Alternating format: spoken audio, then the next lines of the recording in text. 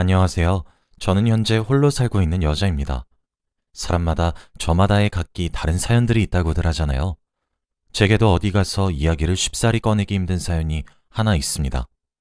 제 개인적인 이야기지만 저도 한 번 정도는 터놓고 이야기를 하고 싶어서 이렇게 조심스럽게 제 사연을 써서 보냅니다.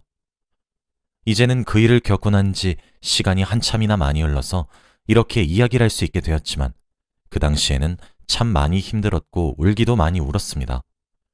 저는 아직까지도 그때만 생각하면 정말 기가 막히고 황당하고 또 분하기도 하거든요. 저는 이혼을 했어요. 사실 요즘 세상이야 이혼에 대한 시각이 많이 관대해져서 그게 무슨 흠이겠냐 하시겠지만 그 당시는 조금 달랐습니다. 제가 이혼했던 날까지는 지금부터 22년을 거슬러 올라가야 합니다. 저는 당시 어린 나이에 시집을 갔어요. 결혼 생활은 4년을 했고 이혼한 지 22년이 흘렀지만 제 나이가 아직 쉰이 되지 않았으니 얼마나 어렸는지 짐작이 가시겠죠? 저는 친구들 사이에서 독보적으로 이르게 결혼했어요. 사고를 친 것 아니냐 등등의 질문도 많이 받았지만 정말 사랑해서 한 결혼이었습니다. 착했고 다정했고 절 위해주는 사람이었기 때문에 이 사람이라면 제 인생의 마지막 한 자락까지 함께하고 싶다는 생각이 들었고 그래서 평생 함께하고 싶은 마음이 들었거든요. 전 남편은 누가 봐도 성실하고 반듯하고 올곧은 사람이었어요. 그래서 전 남편을 놓치고 싶지 않았어요. 그렇게 결혼에 골인했습니다. 하지만 딱 한 가지의 문제점이 있었습니다. 바로 시어머니였어요. 시어머니의 성격이 뭐랄까, 좀 드세고 기가 센 편이셨거든요. 시어머니는 저를 무척이나 마음에 들어 하지 않으셨어요. 아마 제가 눈에 차시지 않으셨던 것 같아요. 저를 못마땅하게 여기시는 일이 부지기수였었거든요. 남편은 저보다 4살이 많았어요. 그리고 어린 나이임에도 불구하고 꽤 좋은 직장을 다니고 있었죠. 시댁도 제 친정보다 좀 더 잘 사는 편이었어요. 시어머닌 그래서 저를 더 싫어하셨습니다. 한 번은 결혼한 이후에 술을 한잔 하시고 절 붙들고 이야기를 하시더라고요. 하나 있는 아들 자식이 시댁과 비슷하거나 좀 더 나은 형편인 집안에 장가를 가서 쪼들리면서 한 푼 두 푼 아끼고 모으면서 사는 것이 아니라 넉넉하고 여유롭게 살았으면 했는데 저를 데려왔다고요. 그러시며 제가 너무 보잘것없다고 하셨어요. 그래서 눈에 안 차고 예뻐 보이지도 않는다고요. 여러분들이라면 술에 취해 며느리를 붙들고 그런 말을 하시는 시어머니를 보면 어떻게 행동하실 것 같으신가요? 말씀이 너무 심한 것 아니냐고 화를 내시는 분들도 있을 것이고 속상해서 눈물을 흘리시는 분들도 있으시겠죠. 저는 그렇게 행동하지 않았습니다. 저는 묵묵히 듣고만 있었어요. 사실 그렇게 틀린 말은 아니셨거든요. 저희 친정 사정이 여유로운 집은 아니었습니다. 남들은 딸내미 시집 간다고 하면 혼수도 빵빵하게 해준다고들 하지만 저희 친정은 그러지 못했어요.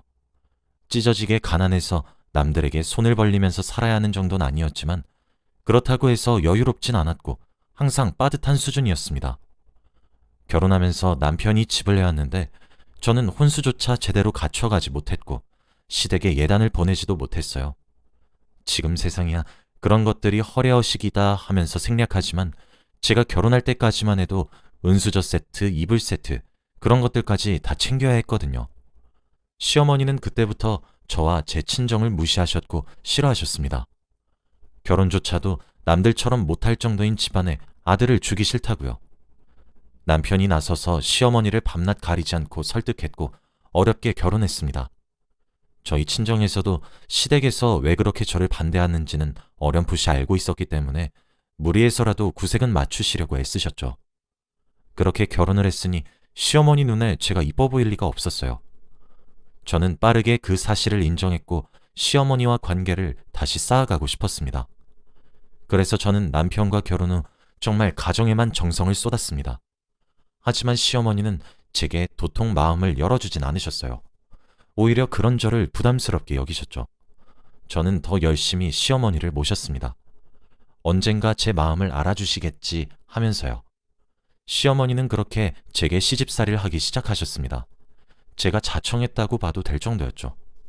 시아버지도 제 남편도 그런 시어머니에게 너무 심하다고 이야기를 하시기도 하셨어요. 그러면 시어머니는 제게 더 역정을 내셨죠. 아들로도 모자라 남편까지도 구워 삶았냐고 하시면서요. 저는 아무 말도 하지 않았고 묵묵히 들으며 죄송하다고만 말했어요. 제가 보기에도 제가 너무 못났다는 생각 때문이었던 것 같아요. 시어머니의 시집살이는 날이 가면 갈수록 더욱 혹독해졌습니다. 늦은 밤에 음식을 시키기도 하셨고 이불 빨래를 손으로 하게 하시기도 했고 정말 갖가지 방법으로 기상천외하게 절 괴롭히셨습니다. 그렇게 지내다 제 뱃속에 아이가 들어서게 되었어요. 임신 사실을 알게 되었고 이제 더 이상 제가 바랄 것이 없다고 생각했어요. 결혼한 지 2년째 되던 해에 생긴 아이의 탄생 소식에 양가에서 너나 할 것 없이 엄청 좋아하셨어요. 특히 시어머니께서 정말 많이 행복해 하셨어요. 그렇게 제가 아이를 임신하게 되자 시어머니와의 사이가 눈에 띄게 좋아지더라고요. 저를 정말 혹독하게 굴리시던 시집살이도 멈추셨고 오히려 저를 잘 대해주시기도 하셨어요. 저는 그제서야 인정을 받는구나 했습니다. 시어머니는 그러시며 아들이길 바라셨어요. 저도 그래서 아들이었으면 좋겠다고 생각했어요. 직감적으로 느꼈거든요. 제가 아들을 낳게 된다면 시어머니는 저를 며느리로 인정해 주실 것 같다고 말이에요. 하지만 아이의 성별을 채 알기도 전에 유산이 되었고 아이는 저희 부부 곁을 떠났습니다. 시집살이는 다시 시작되었죠. 아이를 떠나보내서 그런지 원래 하시던 시집살이에 제 험담이 추가가 되었더군요. 모든 것이 제 탓으로 들렸습니다. 시어머니는 제가 임신한 사실을 알게 되고 난 이후 음식도 시키지 않으셨고 오히려 몸에 좋은 것들을 사서 먹이셨죠. 제가 정말 몸둘 바를 모르겠다 싶을 정도로 말이에요. 유산을 했을 때는 시어머니마저 저를 조금이나마 위로해 주셨고 시아버지와 남편은 제 걱정만 했어요. 병원에서는 자궁이 많이 연약하다고 이야기를 하시긴 했고 임신하면 주의하라고 말씀을 하셨지만 병원과 제가 생각했던 것 이상으로 제 자궁이 약했던 탓인지 그 이후 유산을 4번이나 더 하게 되었습니다. 모든 것이 제 탓으로 느껴졌어요. 음식을 잘못 먹었나? 너무 많이 걸었나? 무리했나? 병원 측에서는 제 탓이 아니라고 했고 남편도 제 편을 들었지만 제 마음은 쉬이 가라앉지 않았어요. 아마 유산해 보신 분들이라면 아시겠죠. 유산도 계속 겪으면 사람이 미칩니다. 시어머니는 5번째 유산 소식을 들으시고는 저를 혼내셨어요. 너는 애가 대체 생각이라곤 하는 거니? 머리가 있으면 생각 좀 하고 살란 말이야. 대체 애를 몇 번이나 유산시키는 거니? 넌 대체 몸 관리를 어떻게 하는 거야? 어? 대체 어떤 못 배워먹은 걸 써먹어서 내 손주들을 5이나 그렇게 보내냔 말이야. 어머님, 죄송해요. 하지만 병원에서는 이유를 못하겠다고 하셨어요. 아니, 죄송할 필요 없다. 꼴도 보기 싫으니 썩 나가렴. 내가 결혼할 적부터 네가 마음에 안 들었던 이유는 있었던 게지. 내가 너한테 뭘 바랬니? 아들 하나 낳아달라는 게 그렇게도 고가웠어? 어? 다른 집 며느리들은 순풍순풍 애들을 낳아서 시부모 품에 철썩 안겨준다는데 이래서 돈도 안 벌어오고 집구석에서만 박혀있는 애가 임신관리 하나도 제대로 못해? 넌 대체 할 줄 아는 게 뭐야? 꼴도 보기 싫으니까 나가. 아니, 그냥 우리 집안에서 나가거라. 우리 아들이랑 이혼해. 내가 다 괜찮다 스스로 다독이며 널 받아줬어도 정도가 있는 법이야. 네가 백날 첫날 노력을 해봐라. 애가 들어서는지. 어머님 그렇게 제게 폭언을 쏟아부으신 이후 실제로 이혼을 강요하기 시작했습니다. 4년이란 시간 동안 기다려줬으면 오래 기다려준 것 아니냐 하시더군요. 제가 다른 며느리들보다 어리니 더 건강하진 못할 망정이라고 하시면서 말이에요. 너무 서러웠어요. 병원에서도 이유를 모른다 했거든요. 분명 초음파를 찍거나 이럴 땐 한참 괜찮다가 그렇게 어느새 시간이 조금 지나면 얼렁뚱땅 유산이 되고 원인 불명이라고 하시니 저도 답답해 미칠 노릇이었어요. 아이를 5번이나 보내면서 저도 많이 피폐해졌는데 시어머니까지 저를 그렇게 매몰차게 몰아가시니 저도 마음에 병이 들기 시작하더군요. 그렇게 저는 극심한 우울증에 걸렸습니다. 아침에 일어나면 밤에 침대에 누워 다시 눈을 감고 잘 때까지 제 눈에서 눈물이 마를 날이 없었어요. 그래서 그런지 그 시기부터 남편과의 사이도 삐걱거리기 시작했죠. 지금 생각해보면 남편도 많이 지쳐했던 것 같아요. 남편도 처음부터 제게 무심했던 건 아니었어요. 남편은 유산을 하고 난 이후 우울해하고 하루 종일 자책하는 저를 진심을 다해 위로했습니다. 하지만 한 번이 아닌 5번의 유산을 겪으면서 남편도 저도 많이 지친 상태였고 매일 눈물바람인 저를 남편은 더 기다려주진 않았어요. 그만 좀 울어. 여보, 나 이제 회사에서 퇴근 시간이 기다려지지가 않아. 왠지 알아? 이 집구석에 들어오면 맨날 첫날 당신 훌쩍이는 소리로만 가득 차서 진절머리가 난다고. 당신만 힘들어? 나도 힘들어. 유산도 시집살이도 그게 내 탓이야? 내가 결혼할 때도 그랬잖아. 우리 엄마 드세니까 그냥 피하라고. 내가 막아준다고. 그래도 꾸역꾸역 나가서 듣지 않아도 될 욕 들어 처먹고 하루 종일 일하고 온 사람 붙잡고 하소연하는 것도 너무 지겹고 유산에서 맨날 우는 것도 너무 지겨워. 여보, 나도 사람이야. 나도 지치고 힘들다고. 당신만 힘든 게 아니라고. 왜 당신은 자꾸 미련하게만 살아? 하루 종일 밖에서 개고생하고 집에 들어오면 나도 쉬고 싶고 당신이랑 알콩달콩 지내고 싶어. 왜 맨날 첫날 울어? 진짜 지긋지긋해. 여보, 대체 내가 뭘 어떻게 해줘야 해? 난 사실 아이 없어도 된다고 했잖아. 아이보다 당신이 중요하다고 했고 우리 집에서 그렇게 당신이랑 결혼하는 거 반대했는데도 내가 밀어붙인 이유는 당신 사랑해서였어. 당신이 아이 가지고 싶대서 존중했고 받아들인 거였다고. 내가 대체 어디까지 당신 기분 맞춰줘야 돼? 나도 우리 아이 그렇게 보내고 나서 힘들어. 나도 지치고 미칠 것 같다고. 난 울 줄 몰라서 안 우는지 알아? 나도 슬픈데 참는 거야. 내가 가장이고 나라도 정신을 차려야 하니까. 당신은 대체 무슨 노력을 하고 있는데? 슬픔을 이겨내기래? 아님 변화하기 위해 준비를 하기래?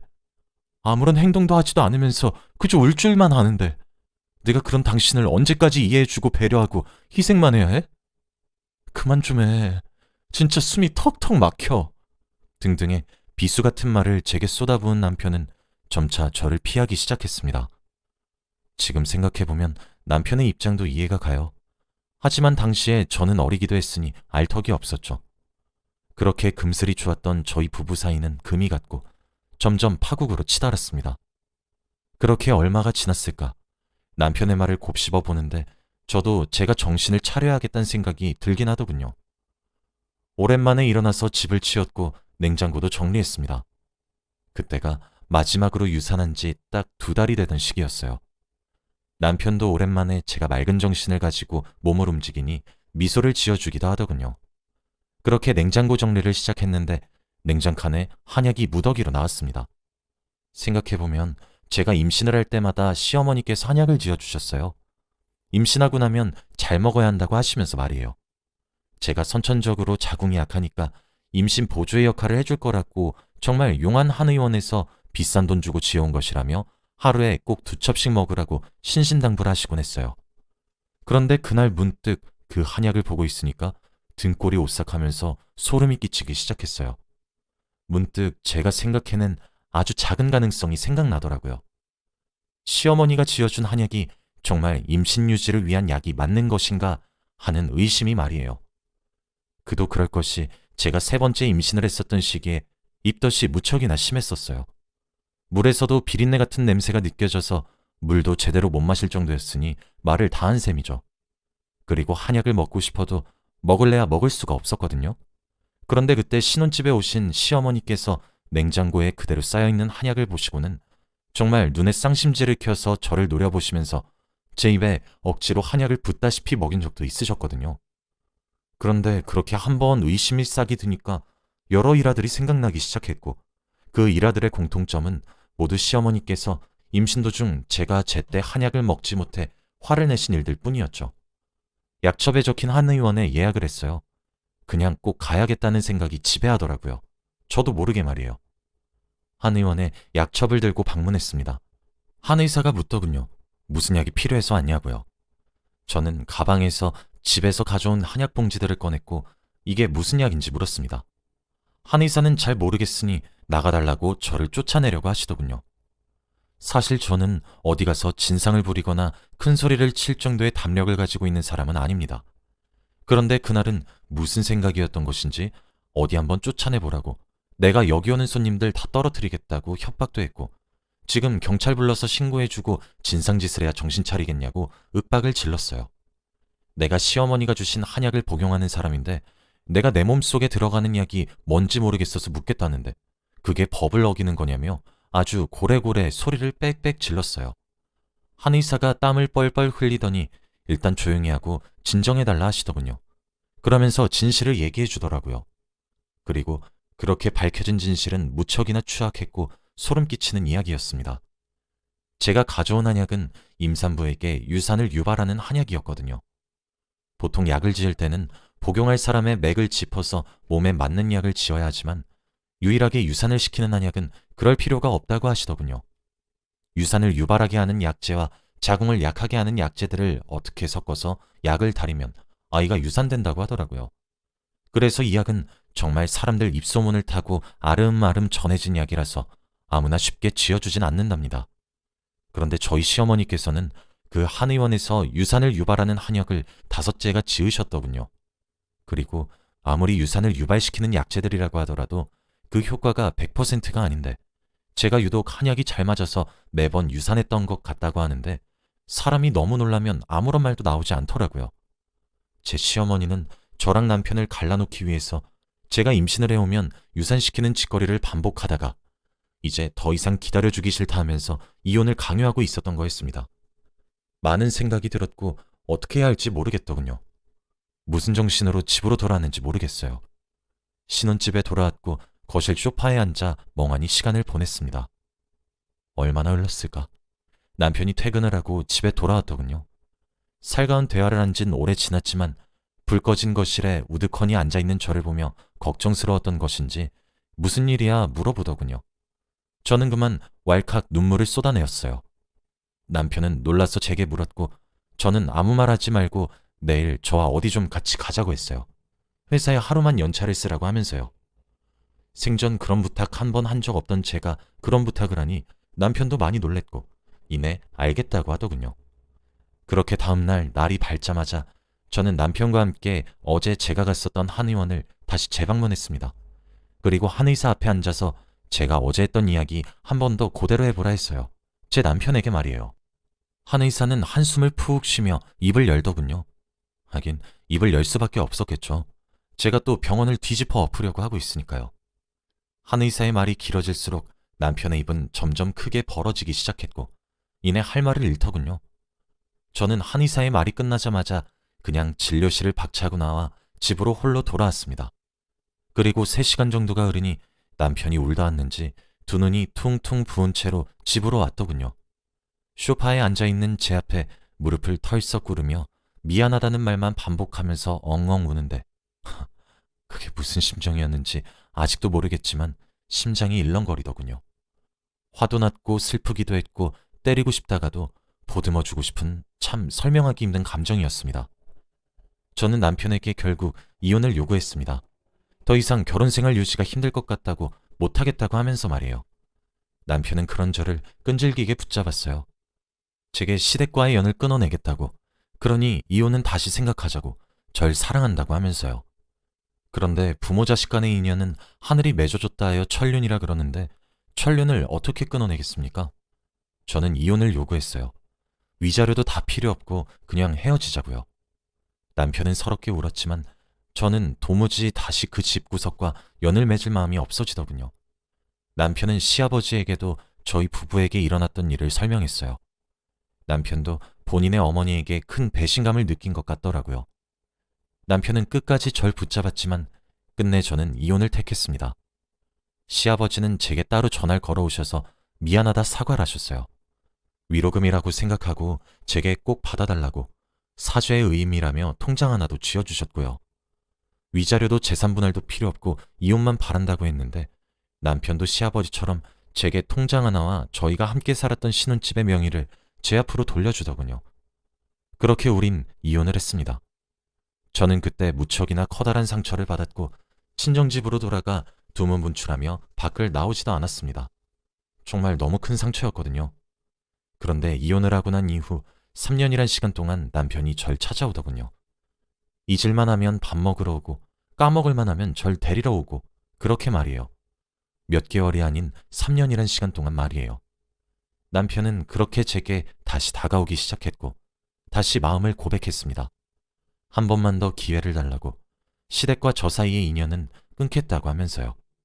저희 부모님께도 무릎을 꿇고 애원하며 기회를 달라고 했다더군요.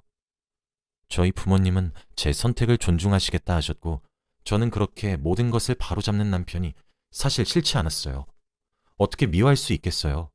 미련하다 욕을 먹을진 모르지만 정말 그럴 수가 없더라고요. 온 마음을 바쳐 사랑했던 남자가 다시 그렇게 갖은 노력을 하기 시작하니 외면하는 것이 어렵더군요. 우린 그렇게 이혼한 지 5년 만에 다시 재결합을 했습니다. 이번엔 저도 시댁에 이쁨 받겠다 노력하지 않았고 시댁과의 연을 완전히 끊어냈어요. 남편도 신혼집 위치조차 시댁에 알리지 않더군요. 그 이후 지금까지 아들과 딸을 각각 하나씩 낳아서 내 가족이 되어서 잘 살아가고 있습니다. 시어머니와는 지금까지 단 한 번도 마주친 적이 없고 시아버지와는 간간히 연락을 주고받고 있어요. 제게는 악독했던 시어머니였지만 남편에게는 어진 어머니이기에 제가 배 아파 낳은 자식들을 그래도 보여드리기만 하고 있습니다. 남편은 여전히 제 말 한마디면 껌뻑 죽고 절 사랑해주고 있어요. 이제 나이를 먹어서 그런지 깨닫게 되는 게 제가 왜 그렇게 아둥바둥 이쁨 받으려고 애썼나 싶기도 합니다. 제 이야기가 누군가의 복수처럼 통쾌한 이야기가 아니라 조금 답답할 수 있는 이야기지만 현재 저는 매우 행복하게 잘 살고 있어요. 그래서 제게는 해피엔딩의 이야기인 것 같습니다. 앞으로도 저희 가족만 생각하며 행복하게 그리고 잘 살아가 보도록 할 거예요. 여기까지가 제 이야기였습니다. 긴 이야기 끝까지 들어주셔서 감사합니다.